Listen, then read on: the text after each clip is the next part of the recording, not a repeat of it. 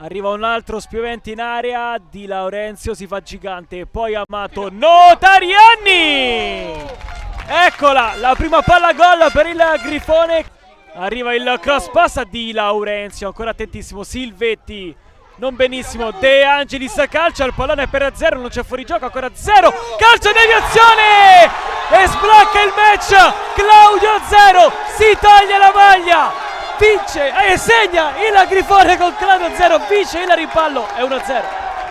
Bravissimo qui il numero 9, ci ha creduto su quella palla che è rimasta lì, ha scaricato il tiro, un po' fortunato sulla deviazione. Arriva il mancino di Obede, la spizzale di Laurenzio e poi sotto porta, segna Silvetti, è 1-1 alle Muracciole. La spizzata di Di Laurenzio, l'incornata di Silvetti ed è 1-1, clamorosa alle Muracciole. Serpente in avanti, si apre un ottimo varco per De Angelis, calca a terra. Arriva un altro cross di Obeid, Cortoni ci arriva, Fondi si gira, calcia Fondi, palla che termina fuori. Qui il lancio lungo a cercare Silvetti, sbaglia qui Veroni, Silvetti se lo mangia, Silvetti la tuada! Arriva il cross di Fondi dentro, il pallone spiove dalle parti di Del Tordello, Veroni! L'ha presa Veroni!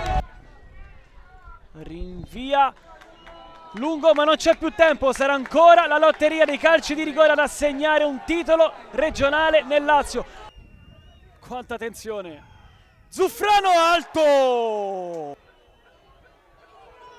Parte Silvetti alto anche lui!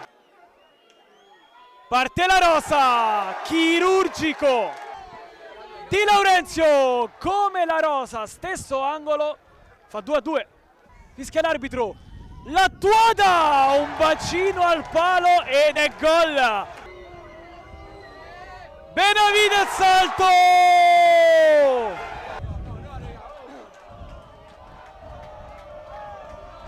fischia l'arbitro, Grifone, sei perfetto, vinci la 43esima edizione dell'Under 17 del Lazio, Giovanni Greco, vinci dopo 7 anni, Grifone, sei stato unico in questa stagione, Grifone, sei campione in questa Under 17, complimenti alla squadra di Giovanni Greco che ha avuto la meglio in questa finale ai calci di rigore contro una grandissima Vigor Perconti.